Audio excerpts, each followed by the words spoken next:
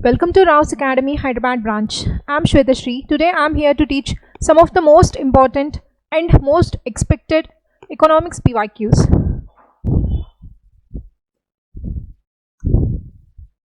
So the first question with regarding to the topic called money and banking. If we see the question, with reference to the rules imposed by RBI while treating foreign banks, consider the following statements. So before getting into different statements, let me give you a brief background with regarding to working of these foreign banks in India.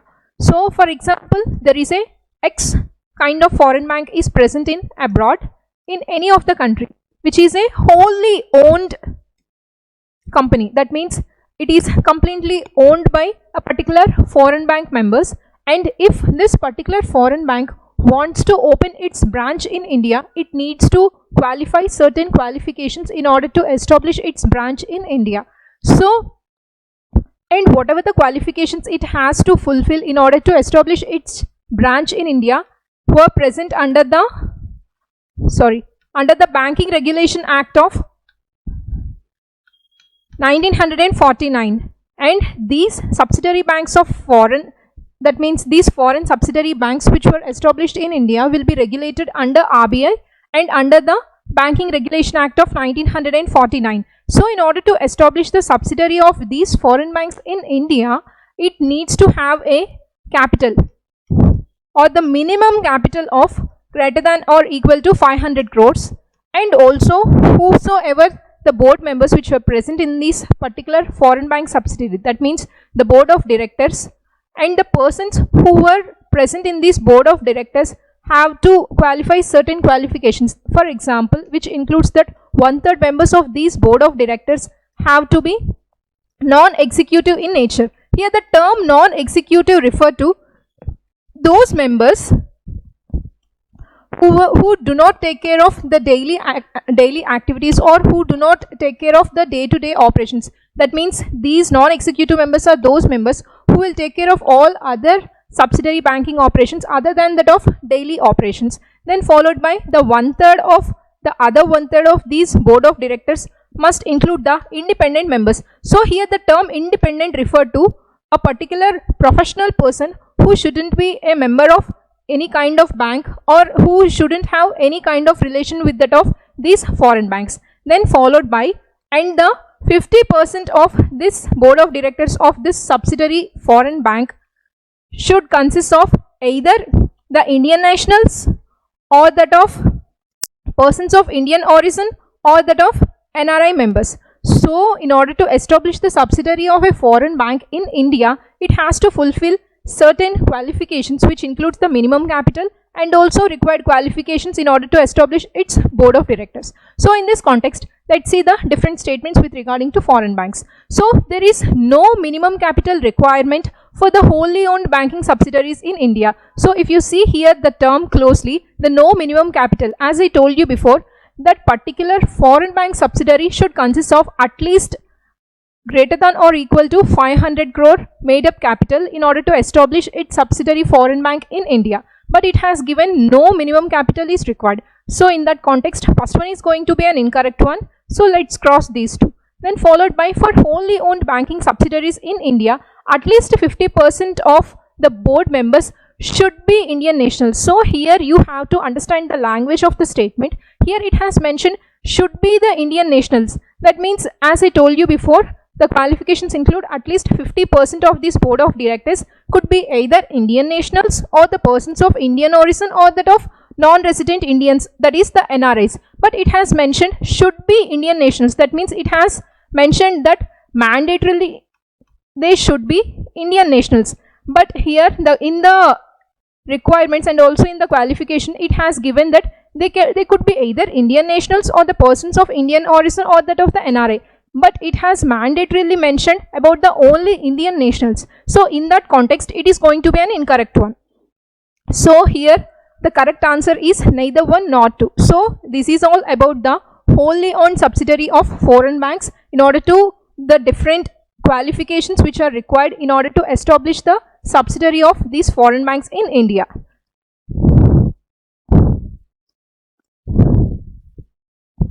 Then followed by, consider the following statements. So here if we see the first statement, in India the non-banking financial companies can access the liquidity adjustment facility window of the RBI. So before getting into the different statements, let me give you a brief background with regarding to each and every term of each statements. So here in India, the non-banking financial companies, which is an important term, then followed by these companies can access the liquidity adjustment facility. So let's see more about first about the non-banking financial companies. What were these non-banking financial companies or NBFs, and what was this particular facility called the liquidity adjustment facility? So if you see the NBFCs, that means the non-banking financial companies. So before getting into it, you have to understand the difference between a bank as well as that of the non-bank. So in order to become a particular bank, a particular company has to fulfill certain conditions that include that particular bank has to accept the deposits from the customers, and the deposits includes the savings accounts as well as that of the current accounts. And also by using these depositors' money, these banks will lend the credit or will lend the loans to that of other customers with a certain fixed or floating interest rate, and this particular interest rate will act as a profit for these banks. So in such way, a particular company will act as a bank by accepting the deposits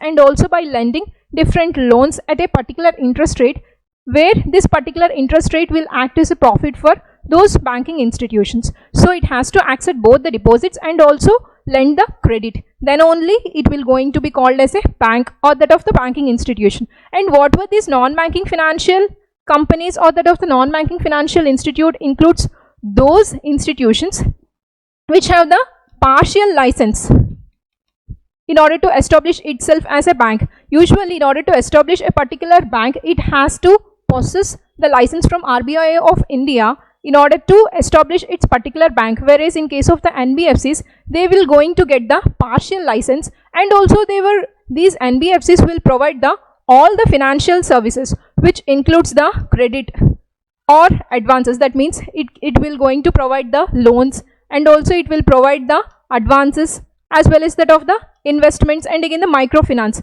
But these NBFC companies do not going to accept the deposits. Here, as I told you before, in order to be a bank, it has to accept deposits and also at the same time it has to lend the credit to customers. But in this NBFCs, it is providing different financial services which includes the lending credit, but these NBFCs do not going to accept the deposits. So in this particular context of having the partial license and also not accepting these deposits, these particular companies were called as the non-banking financial companies. So at the same time, if you see the another term that is called the liquidity adjustment facility.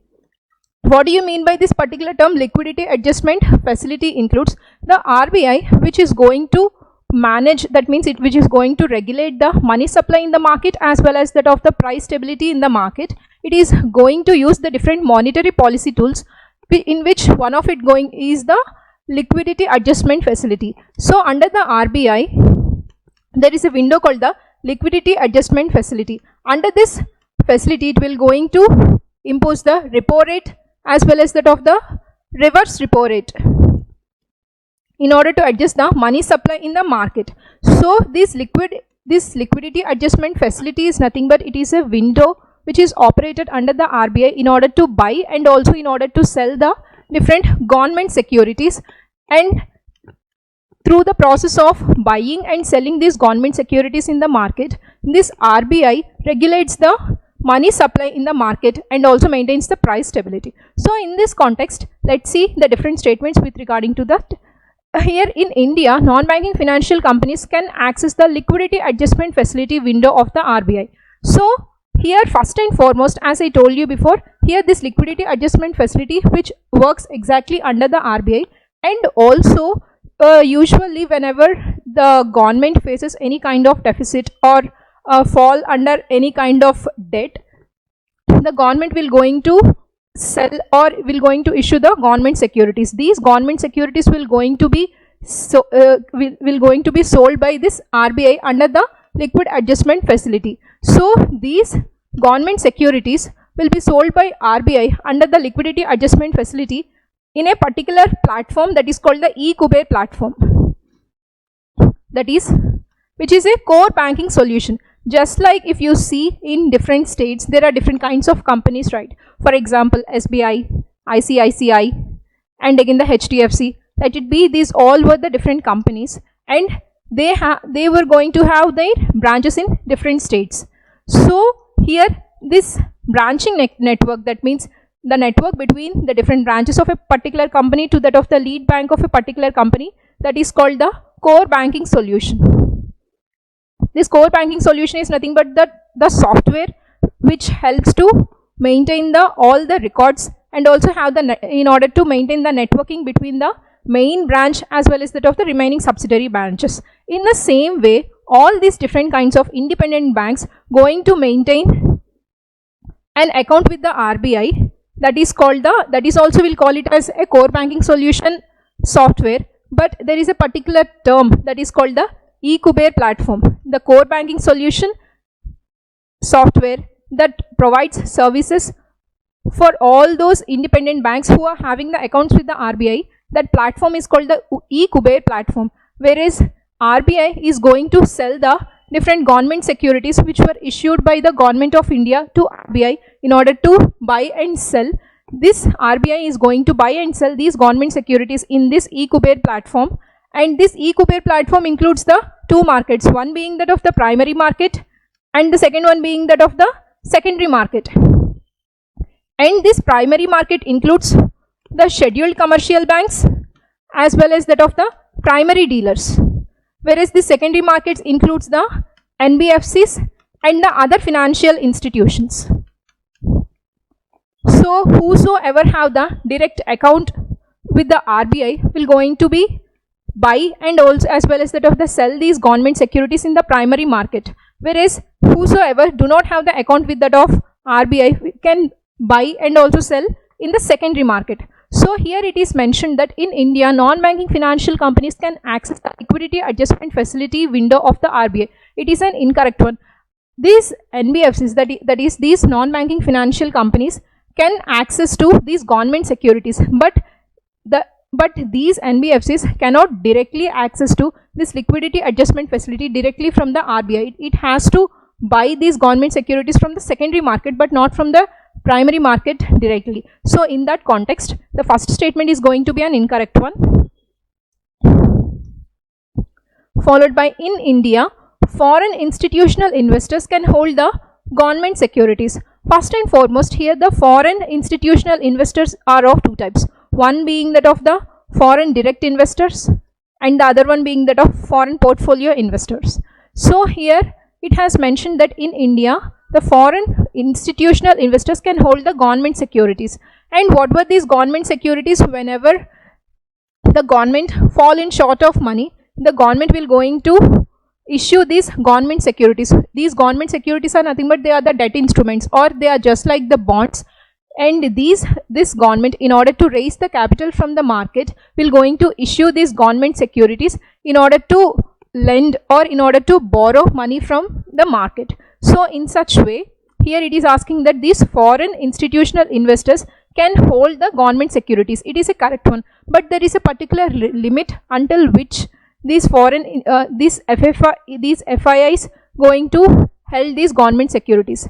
That means there is a particular limit. That means these foreign investors can invest in government securities, but only up to a particular limit, and also within the limits. These limits will going to be imposed by RBI as well as that of the government of India. So here it is a correct statement, because it has simply just mentioned that these foreign institutional investors can hold the government securities, which is a correct statement, but also they can invest in these government securities up to certain limit, and those limits were imposed by the RBI as well as the government of India.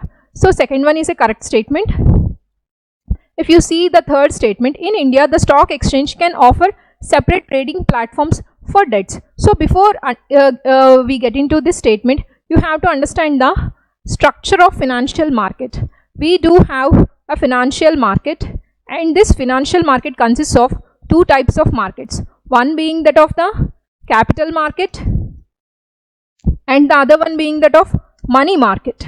And this capital market also includes the primary market as well as that of the secondary market, And here under this capital market, the different you'll get to see the trading of equity or shares as well as the debt instruments are observed. That means you'll get to see the trading, that means the buying and selling of different shares as well as bonds were observed in this capital market. And whereas in case of the primary market of this particular capital markets, the initial public offers, that means they are the first time released bonds. Whereas in case of in case of this secondary market of capital market includes the stock exchanges, which includes the Bombay Stock Exchange as well as that of the National Stock Exchange.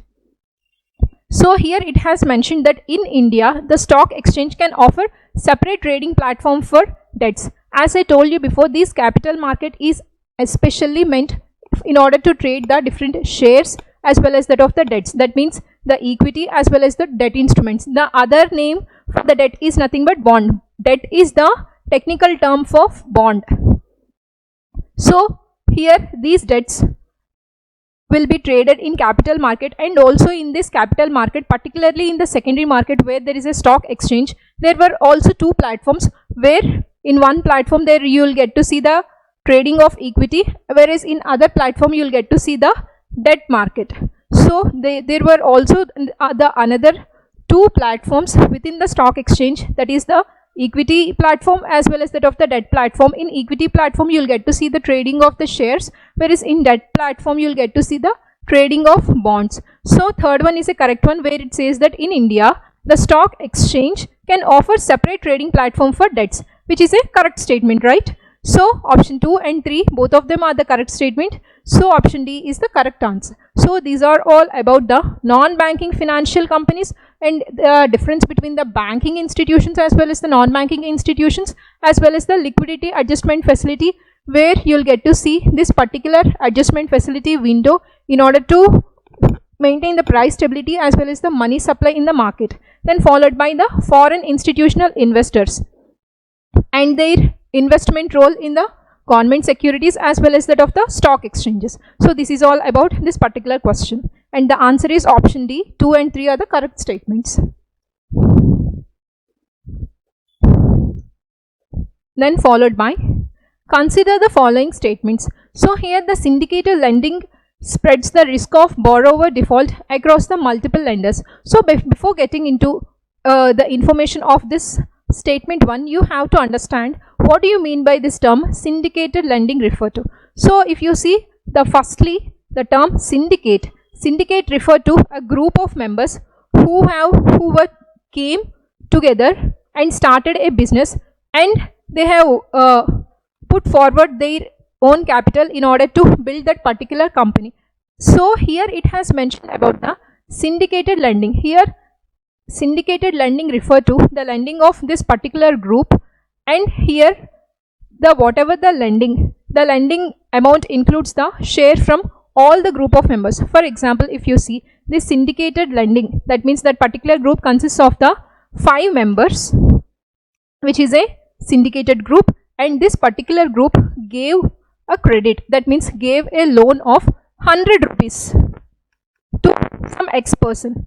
So among the 100 rupees which have been lent to X person includes the contribution from each and every person, that is which includes the either 10 rupees from one person, or the 30 rupees from one person, or the 40 rupees from one person, or the 5 rupees from the other person. So in such way each and every member in this particular group going to contribute the lending amount of this 100 rupees. So for example, if this X person have defaulted, that means unable to pay this 100 rupees loan to the bank, then the defaulted amount, that means the risk of this default amount is going to be faced by all the members, because all the members have gave this 100 rupees. So if in case this borrower defaulted the amount, then the default risk is going to be faced by all the members. So that is all about the syndicated lending. So the syndicated lending spreads the risk of borrower default across the multiple lenders, which is directly a correct statement. As I told you before,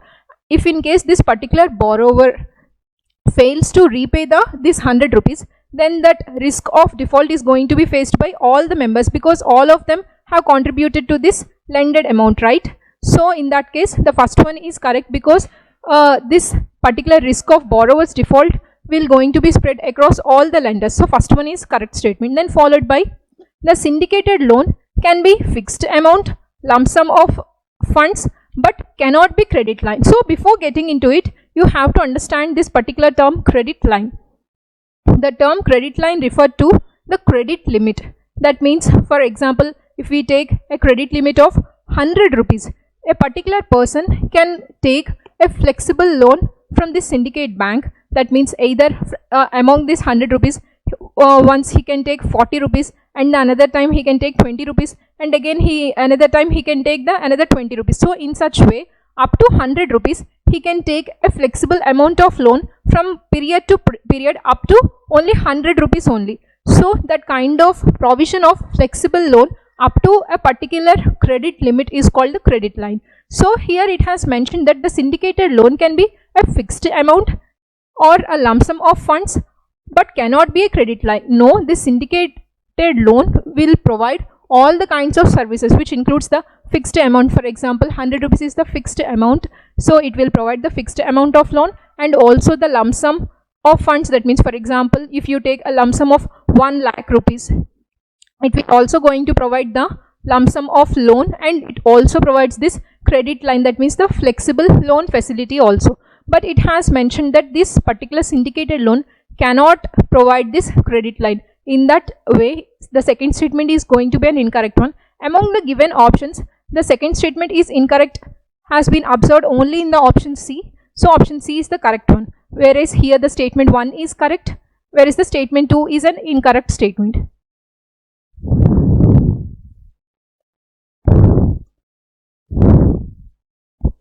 Here, consider the following statements. In the post-pandemic recent past, many central banks worldwide has carried out the interest rates hike. So before getting into this statement, let me give you a brief background with regarding to inflation. And what do you mean by this particular term inflation referred to? The term inflation referred to general rise in the prices of the goods and services for a particular period of time. And why there you will get to see the increasing in the rise of the price levels of different goods and services. There are many reasons, and this inflation are of two types, one being the demand pull inflation and the other one being that of the cost push inflation. So let's see the different reasons which will lead to the demand pull inflation as well as that of different reasons which will lead to cost push inflation. So when you will get to see the demand pull inflation, whenever there is a greater money supply in the market, and when you will get to see the greater money supply in the market, whenever the government going to borrow money from the RBI or for the government expenditure, or if in case the RBI going to buy the government securities from the market, which will going to inject the liquidity in the market. So in such way, if there is an increasing in the money supply in the market, this money supply increase will lead to that all the consumers will going to have the greater amount in their hands. So if there is increase in the money supply in the market, and the people who is going to have the greater amount in their hands, they will buy different goods, right? So at the time, then you will get to see the increasing in the demand of the products and increasing in the demand of the products. But at the same time, if the demand has crossed the supply, when the demand is unable to meet the supply and the demand of the customers has crossed the supply, then you will get to see the demand push, that is the demand pull inflation. And also when you will get to see the cost push inflation, that means whenever there is an increase in the input cost of a product or increasing in the wages of different factors of production, you will get to see the increasing in the cost of price because of the increasing in the input cost as well as that of the wages cost. Whereas in case of the demand pull inflation time, because of the increasing in the demand from the customers due to increased money supply in the market, you will get to see the demand pull inflation. So because of that, there is a greater rise in the price levels, and if you will get to see this kind of inflation, it will going to be devaluate the rupee. That means if you will get to see the greater money supply in the market, then it will lead to that of the devaluation of rupee. So in order to overcome this inflation issue, the RBI will going to use its monetary policies, and some of its monetary policies includes the interest rates. That means it will going to increase the interest rates. If the interest rates in different banks increases, then the lending is going to be very expensive, so that the people start taking loans from the banks because of the higher interest rate. In that way, there is a decrease in the money supply, and also the RBI is going to sell the government securities in the market. If the RBI sells the government securities in the market, it will going to absorb the greater money supply in the market and stable the money supply in the market as well as that of the price stability in the market. So in such way, RBI regulates the price stability in the market by using different monetary policy tools, which includes the interest rates as well as that of the government security buying as well as that of the selling. So this is all about the inflation. Different types of inflation includes the demand pull inflation as well as the cost push inflation, and the different consequences of inflation and what measures, that is the monetary policy measures that RBI will have to take in order to overcome this inflation issue. So in this context, let's see the different statements. In the post-pandemic recent past, many central banks worldwide had carried out the interest rate hikes. That means after the pandemic period, many central banks from all over world has increased the interest rates. Why they did so? Because in the pandemic time, you have seen the inflation in the market. And why there is a greater inflation? Because of the increasing in demand than that of the supply. The demand has been increased and the supply has been decreased. Why the supply has been decreased? Because of the decreasing in the production of goods and services during the pandemic period. Because in the pandemic period, there is a complete lockdown, right? So there has been declining in the production of goods and services. So there is a declining in the supply, and also because of the different geopolitical tensions and again the different supply chain disruptions, it has led to that of the decline in the supply. And at the same time, you will get to see as the supply has been declined, the demand from different customers has been increased.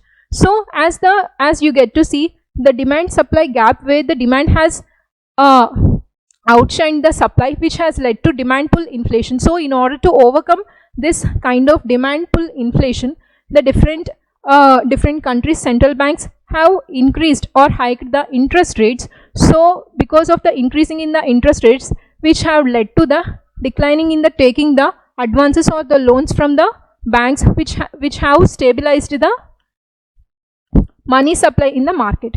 So here it has mentioned that in the statement 2, that central banks generally assume that they have the ability to counteract the rising consumer prices through monetary policy means, which is a directly correct statement and also explains the statement 1. How? Because here it has mentioned that in post-pandemic period, the different central banks have increased the interest rates. And why? And what's the reason these central banks has these central banks has increased these interest rates? Because in order to overcome the problem, that means in order to counteract the rising consumer prices through monetary policy means. So statement 2 and statement 1, both of them are correct, and statement 2 correctly explains the statement 1. So here the option A is the correct statement. So this is all about the inflation, different types of inflation and the causes of different types of inflation, and how the RBI policy tools will going to helps to regulate the money supply as well as that of the price stability in the market.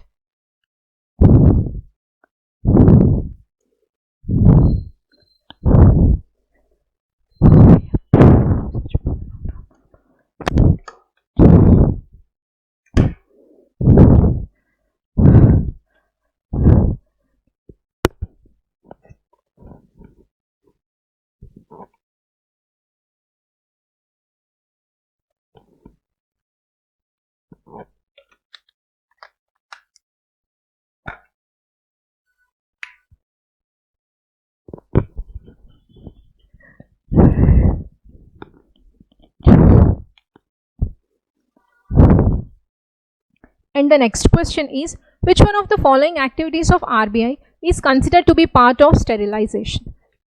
So here you have to understand this particular term called sterilization and what was this sterilization actually referred to. So here the term sterilization is nothing but trading or buying and selling of the government securities in the open market operations. So in order to regulate the money supply as well as the price stability in the market, the RBI is going to use one of the most important monetary policy tool, which is called the sterilization. This process includes the buying as well as the selling of these government securities in the open market operations in order to inject or in order to absorb the money supply in the market. So with regarding to this particular sterilization, let's read the different statements. Conducting the different open market operations, which is a correct statement, then followed by oversight of settlement and payment system. It is not talking about the payment system. Then followed by debt and cash management for the central and the state governments. It is an incorrect one. It is not a part of the sterilization role of the RBI. It actually talks about the debt management.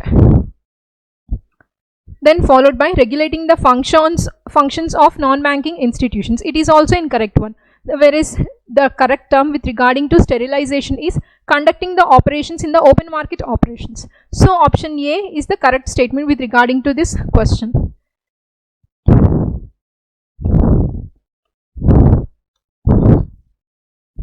Then followed by, with reference to central bank digital currencies, consider the following statements. So before getting into different statements, you have to understand the role as well as the functions of this central bank digital currency. So in India, the central bank digital currency is also called to be as the digital rupee.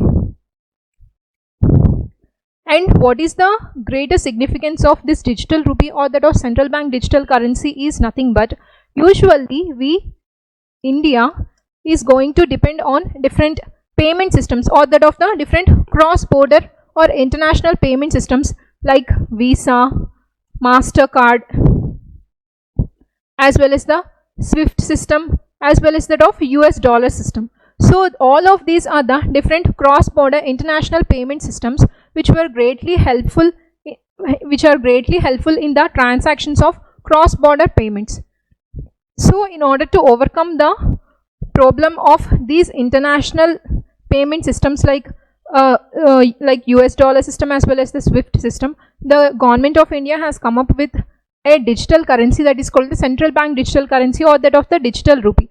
And also these digital rupee greatly acts as that of in terms of programming. That means you can introduce a particular program in this digital rupee with a condition. For example, if you introduce a particular program in this digital rupee that in which the conditions include that it has to debit a certain amount to different beneficiaries at a particular time through the direct benefit transfer. So in such way, by programming a particular program into this digital rupee and providing these kinds of certain conditions with a time frame within which it need to debit a certain amount to different beneficiaries through direct benefit transfer within a particular time frame, it is going to do that program under that particular program and also within that time frame. So in such way, it greatly plays a huge role in easing the process of the welfare payments, like with regarding to that of education, pensions, as well as that of the other subsidies. So in this context, with regarding to central bank digital currency or the digital rupee, let's see the different statements. So here it is possible to make payments in a digital currency without using the US dollar or the SWIFT system. Before only I have told you that this central bank digital currency greatly helpful in the different peer-to-peer payments. That means peer-to-peer payment transactions without the usage of these cross-border international payment systems. So it is a correct statement. Then followed by a digital currency can be distributed with a condition programmed into it such a time frame for spending it. So initially I have told you that you can introduce a particular program in this digital currency with certain conditions in order to debit a certain amount into different beneficiary accounts through direct benefit transfer for different welfare payments. So this is also a correct statement. So option 1 and 2, both of them are correct with regarding to central bank digital currency. So option C is the correct statement.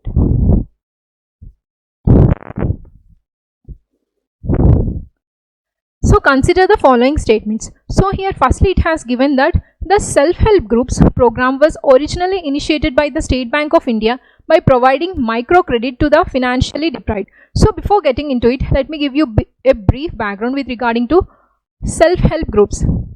Initially it is the NABARD, that is the National Bank for Agriculture and Rural Development. It has come up with this initiative called the self-help groups banking linkage.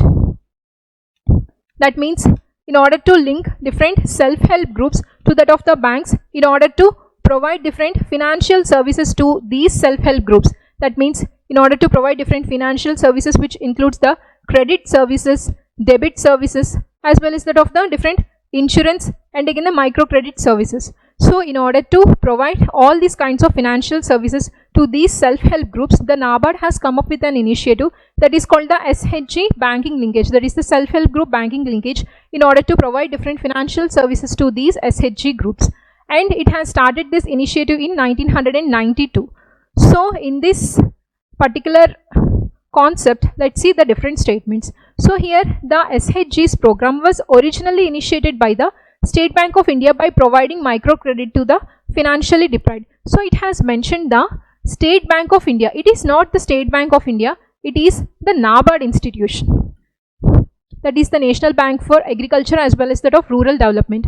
And these banking services, that means these kinds of financial services, will be provided to these SHGs by different banks. It includes the scheduled commercial banks as well as that of the regional rural banks. These play a huge role in providing the financial services to SHGs. If you see the second statement, in an SHG, all the members of a group take responsibility for a loan that an individual member takes. For example, among the different SHG members, a particular individual have took the loan from any particular bank, then all the members of this SHG group will take the responsibility in the repayment of that particular loan.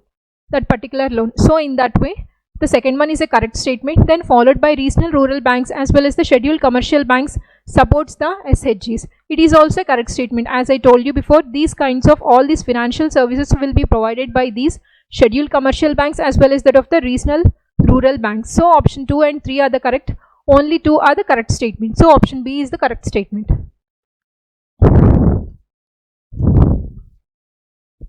Then followed by, with reference to Indian economy, consider the following statements. If the inflation is too high, the RBI is likely to buy the government securities. So before getting into it, let me give you a brief background with regarding to that of inflation. As we initially also talked that about this inflation, inflation refer to a general rise in the price levels of goods and services, and this inflation is mainly occurred due to greatly increasing in the money supply in the market. There are two types of inflation, which includes the demand pull inflation as well as that of the cost push inflation. So in order to overcome this inflation issue, the RBI is going to increase the interest rates, or it will going to sell the government securities. So in the process of selling these government securities into the market, the RBI is going to suck the excess money present in the market. If the RBI going to buy the government securities into the market,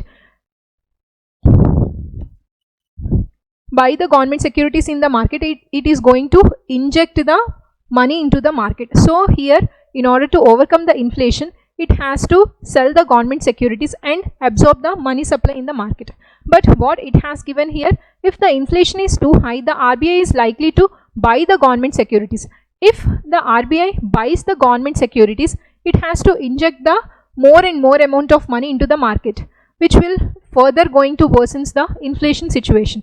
Here in this condition, it has to sell the government securities and suck the greater amount present in the market. So first one is an incorrect one, followed by, it has to be 1. So here the first one is an incorrect one. So before without reading the remaining options, you got the correct option, that is option 2 and 3. But still, let's analyze the remaining statements. So if rupee is rapidly depreciated, RBI is likely to sell dollars in the market. So it is another kind of concept which includes the appreciation as well as the depreciation of rupee. For example, if there is a greater and greater amount of rupee in the market which have overridden the amount of dollars present in the market, that means if you see the greater amount of rupee in the market than that of the greatly than that of the presence of the dollar in the market, it will going to weaken the rupee. That's what we call it as the depreciation of rupee.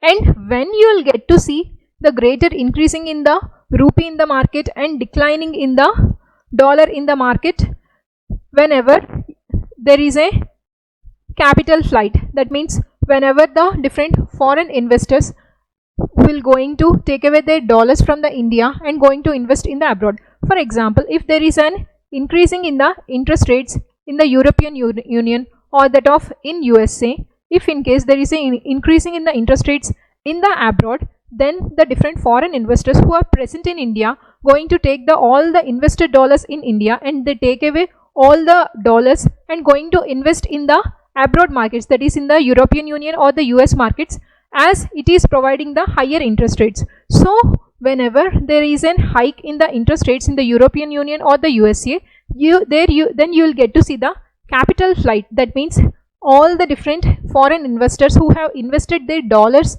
in India, they will take away all the dollars. That means they take away they exchange the dollars with the rupees and they leave the rupees and they will take away all the dollars. So in that way, due to this capital flight, there is a decline in the dollars and increasing in the rupee in the forex market. So because of this, because of the greater increasing in the rupee in the market and declining in the dollars, it will going to weaken the rupee. Because of the decreasing in the demand for the rupee, there is a declining in the value of the rupee, which leads to the weakening of rupee. That's what we call it as the depreciation. And in order to overcome this depreciation, here the term depreciation or the weakening of the rupee is nothing but, initially for example $1 equals to 30 rupees. Due to that of this rupee depreciation will lead to that which weakens the rupee, then you will get to see for $1 there will be the 70 rupees. So that means you will get to see the weakening of the rupee against the dollar. So in order to overcome the depreciation of the rupee, the RBI will going to sell the dollars or inject the dollars within that of forex market in order to stabilize the rupee value against to that of the dollar. So with regarding to that, let's see the different statements. So if the rupee is rapidly depreciating, for example the rupee is rapidly depreciating, the RBI is likely to sell the dollars in the market, which is a correct statement. So in order to stabilize the rupee value against the dollar, the government, the RBI has to sell the dollars into the market in order to stabilize the rupee against the dollar. So option 2 is the correct statement, followed by if the interest rates in the USA or the European Union were to fall, that is likely to induce RBI to buy dollars. So this is a statement which is the reverse of what we have read here. So if in case if the interest rates within the European Union or the USA decreases, that means the different foreign investors who are not interested will not going to show their interest in investing in the European market. So whenever there is a declining in the interest rates in the foreign markets, they were going to these foreign investors will going to invest their dollars in India. That will lead to increasing in the dollars and decreasing in the rupee in the market. So if whenever there is an increasing in the dollars as well as the decreasing in the rupee in the market, which shows that the appreciation of rupee or the depreciation of dollar, so then you will get to see the strengthening of the rupee. But why RBI will going to buy these dollars in order to stabilize the rupee? Isn't it a good thing that the appreciation of rupee takes place? Appreciation of rupee is a good thing, but it is going to affect the exports in a very bad way. For example, if you see here the rupee appreciation, for example initially the $1 is equals to 50 rupees.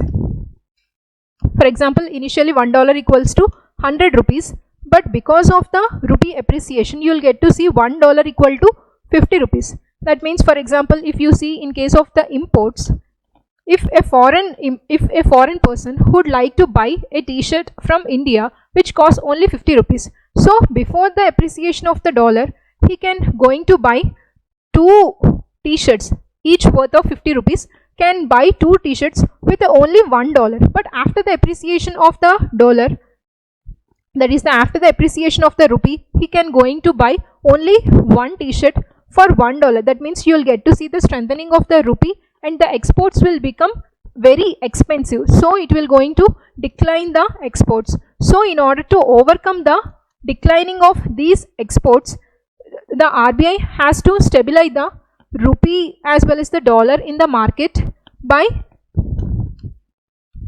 buying the dollars. Because here if you see in this situation, there are greater number of dollars in the market than that of the rupee, and because of that you get to see that there is a greater appreciation of the rupee. So in order to overcome the export issue in the appreciation of rupee, the RBI has to stabilize the rupee with that of dollar. So in order to overcome that particular issue, it has to buy the dollars from the market in order to stabilize the rupee against the market. So here it has mentioned that RBI has to buy the dollars whenever there is an declining in the interest rates in USA or that of the European Union. So it is also a correct statement. So option B is the correct statement. 2 and 3. So option B is the correct statement. Then followed by, consider the following statements. Here it has mentioned that in India, credit rating agencies are regulated by RBI. So first and foremost, you have to understand this particular term, credit rating agencies. So here the term credit rating agency refer to those agencies which will going to assess the credit worthiness of a particular company. That means these particular agencies, that is the credit rating agency, will going to rate the different companies and their ability to repay the principal amount of loan that they have taken. So this credit rating agencies assess the credit worthiness of a particular company. So here it has mentioned that in India, credit rating agencies are regulated by RBI. It is not RBI, but it is actually SEBI, that is the Securities Exchange Board of India. The SEBI is going to regulate these different credit rating agencies in India. So first one is a correct statement, then followed by the rating agency, which is popularly known as the ICRA in the public limited company. Whereas in India, this ICRA is a public limited company which is not so famous, not so popular in India. It is not the ICRA, but it is a CARE. CARE is the credit rating agency which is very popular public limited company in India. And also then followed by, here it is the brickwork ratings in Indian rating system. Usually these credit rating agencies are of 2 types. One being that of the domestic and other one being that of the international credit rating agencies. Whereas among these credit rating agencies, the Indian ones includes the ICRA, CARE, as well as the Brickwood, then followed by that of FinTech. Whereas that of, in case of the international credit rating agencies, it includes the Moody's credit rating agency. So here it has mentioned that Brickwork Ratings is an Indian credit rating agency. It is a correct statement. So here option 2 and 3, both of them are the correct statement. So I'm sorry, here it is ICRA is a very popular public limited company which acts as a very popular credit rating agency in India. So here initially, as I told you before, so it is not RBI, it is SEBI. First one is an incorrect one.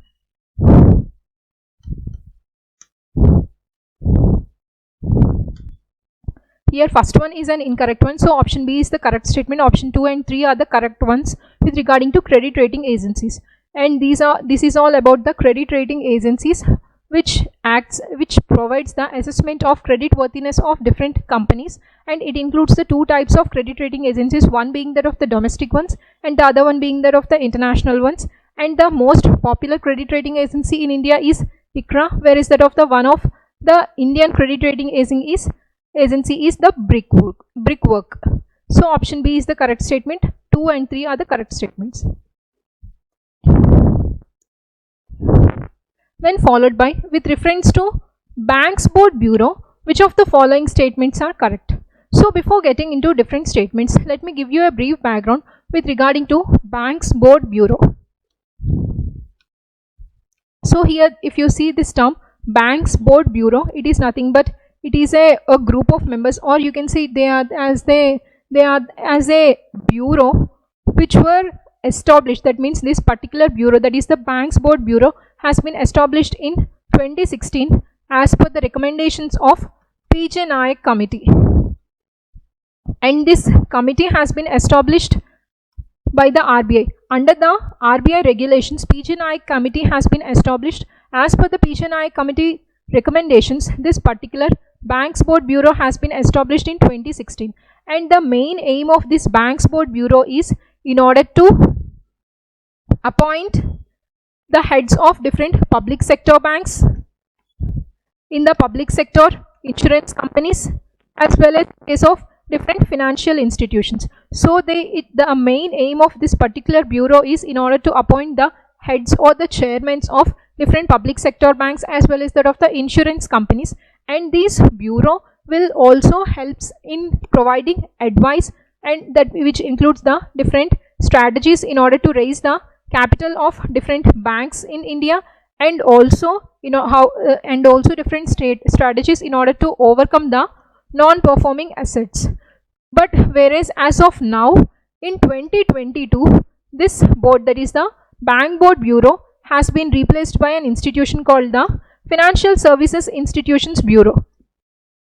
Whereas if you see, the chairman of this particular board, that is the Bank Board Bureau, is appointed by the Government of India, but many will going to make an incorrect one, that the chairman of this particular bureau is the RBI governor. RBI governor is not the chairman of this particular bureau, whereas the chairman of this particular bureau is going to be a government servant or any kind of professional in economics.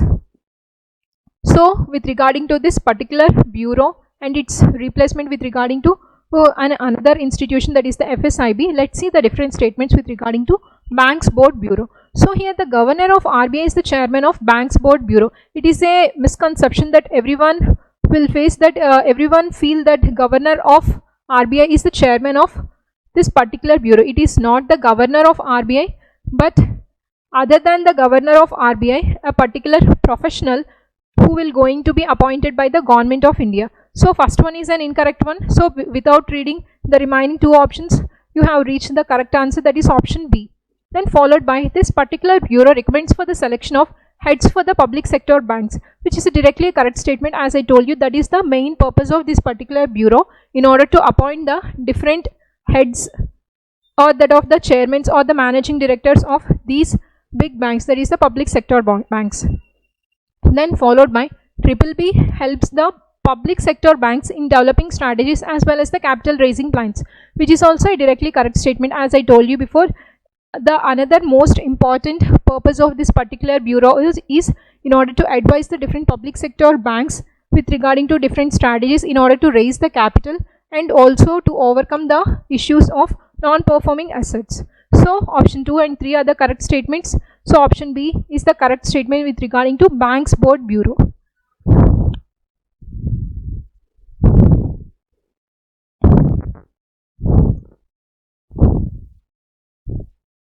Here the next question is, in India, which one of the following is responsible for maintaining the price stability by controlling the inflation?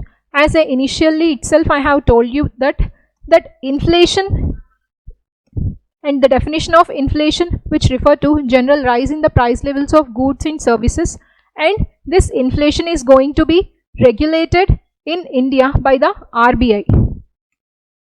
So if you see the different statements, the Department of Consumer Affairs, which is an incorrect one, Expenditure Management Commission, which is also incorrect one, Financial Stability and Development Council, which is also incorrect one. It is the Reserve Bank of India. Option D is the correct statement, because the RBI is greatly responsible to control the inflation in India in order to maintain the money supply, as well as that of in order to regulate the money supply in the market as well as the price stability in the market. So option D is the correct statement with regarding to this question.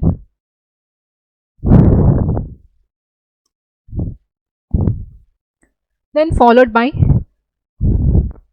consider the following statements. Here the governor of RBI is appointed by the central government, which is a correct statement. So first and foremost, if you see the RBI has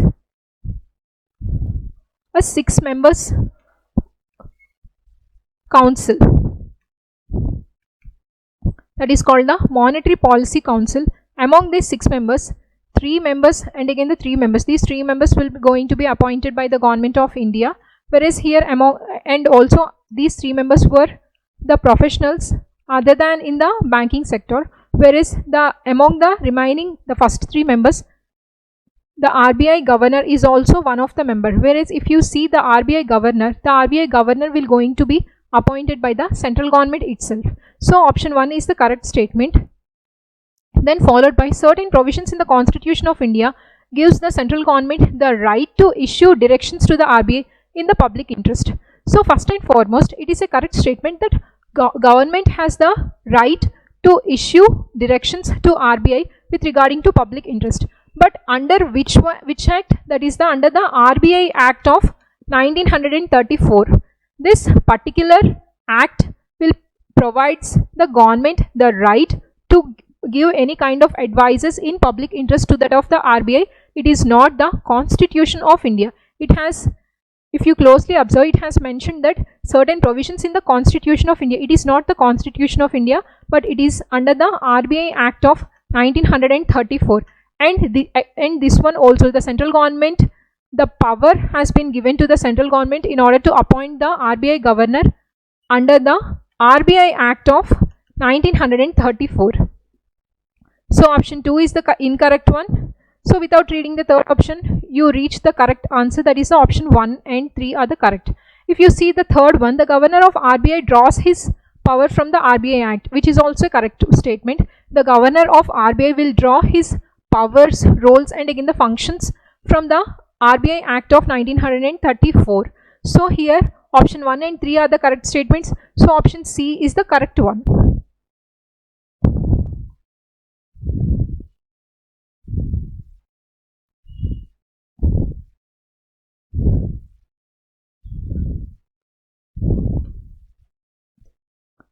So the next one is, in India, the central banks function as the lender of last resort, usually refer to which of the following? So before getting into different statements, you have to understand this particular term called the lender of last resort. So if you read this particular phrase, that is the lender of last resort, here it is talking about the lender as well as that of the term last resort. So here the lender, it is referring to that of the RBI.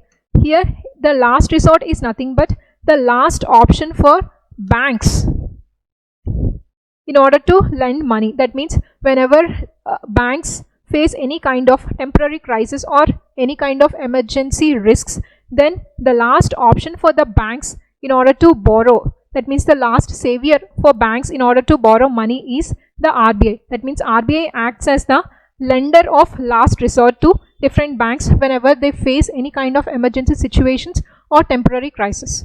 So here with regarding to lender of last resort, different statement has been given.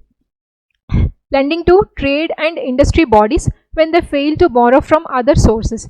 Here it has talked about lending to trade and industry bodies, but here it has, I told you that banks are the one who are going to take, that means borrow money from the RBI. That means the RBI lends the money to banks, not to trade or industrial bodies. So it is going to be an incorrect one. Then followed by providing liquidity to banks having a temporary crisis, which is directly a correct statement. Followed by lending to governments to finance the budgetary deficits. It is an incorrect one.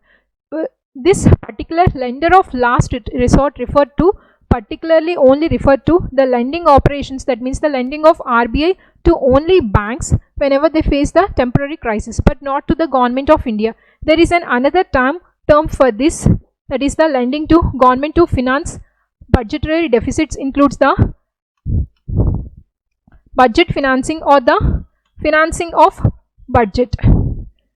So it is going to be an incorrect one. So option 2 is only the correct statement. So option B is the correct statement with regarding to the term lender of last resort. And this term lender of last resort refer to RBI, and the operation is nothing but the lending operation of RBI to these banks during the temporary crisis which have been faced by different banks. So here in this particular question, option B is the correct statement, that is only 2.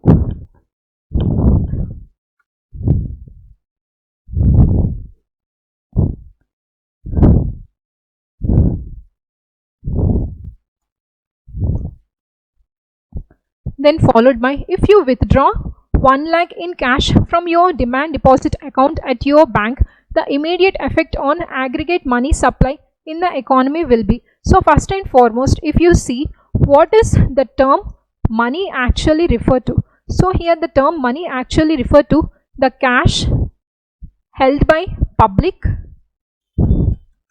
plus demand deposits. Usually deposits are of 2 types, right? For example, if we first see the deposits, it includes the demand deposits and the other one being that of the time deposits. So here the demand deposits includes the savings account demand deposits, and the time deposits includes the fixed deposits as well as that of the recurring deposits. The term here, the demand deposits, here the term demand itself refers to that the depositors can demand the deposited amount at any time, at any point of time.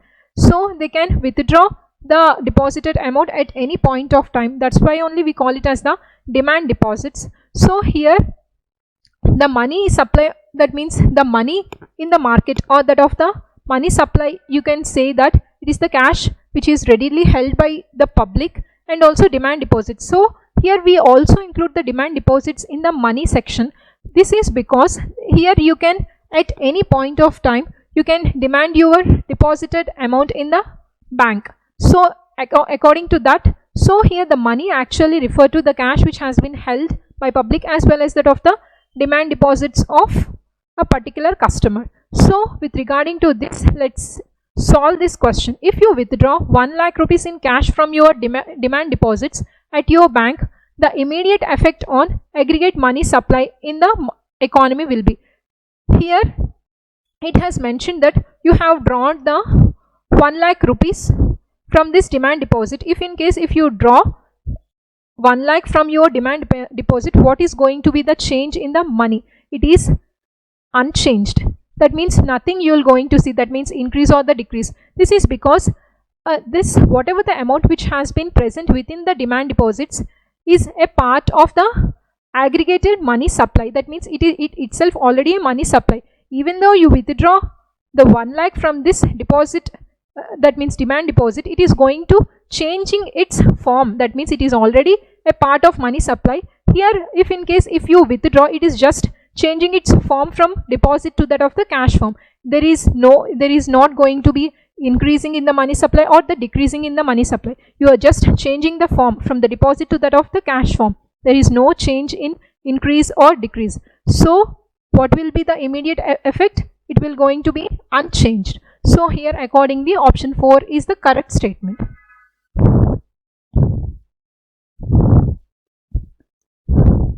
I think the lecture is informative. Thank you.